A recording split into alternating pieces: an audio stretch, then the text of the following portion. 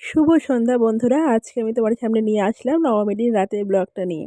এই দিন আমি চলে গেছিলাম আমার দিদিকে নিয়ে ঠাকুর দেখতে। আমি, দিদি আর দিদির ছেলে ৩ জনে মিলে ঠাকুর দেখতে গিয়েছিলাম।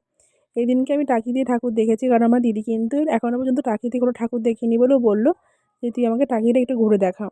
তাই আমি এখানে ১ম এসেছিলাম এলিয়েন ক্লাব মাঠে, কিন্তু এখানে দেখো আমি কিছুতেই ক্যামেরাটা আনতে পারছিলাম না।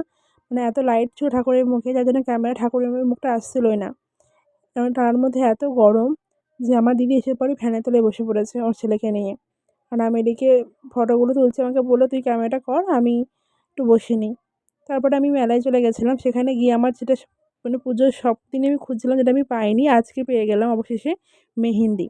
আমি ছোটোবেলা থেকেই কিন্তু মেলায় গেলে মেহেন্দি করি। এদিকে আমাদের দেখাদেখি আমার দিদির ছেলেও বলছিল মেহেন্দি করবে, তাই ওর হাতে একটা ফুল এঁকে দেওয়া হয়েছে। ছেলে হয়ে ওর মেয়েদের মতন শখ যে মেহেন্দি করবে। তা আমি আর দিদি দুজনেই এখানে মেহেন্দি করেছি। আমাদের কিন্তু ৩০ টাকা করে নিয়েছে।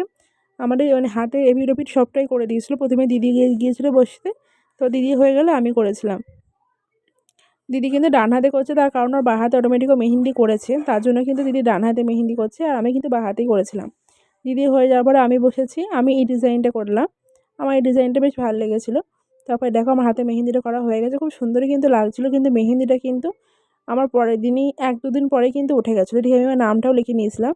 সবটা নিয়ে কিন্তু ওরা ৩০ টাকা নিয়েছে। তারপরে আমরা কিছু খাওয়া-দাওয়া করেছি। তারপর দিদি বলল যে ওকে একটা ভুট্টা কিনে দিতে, ও ভুট্টা খাবে। তাই ও ভুট্টা খাওয়ার পরে দেখা হয়ে গেল আমার পিসির মেয়ের সাথে। ও আমার একটা দিদি হয়। তো পিসির মেয়ের সাথে, এবং এটা আমার দাদা হয় সম্পর্কে, মানে দিদির বর, মানে পিসির মেয়ের বর।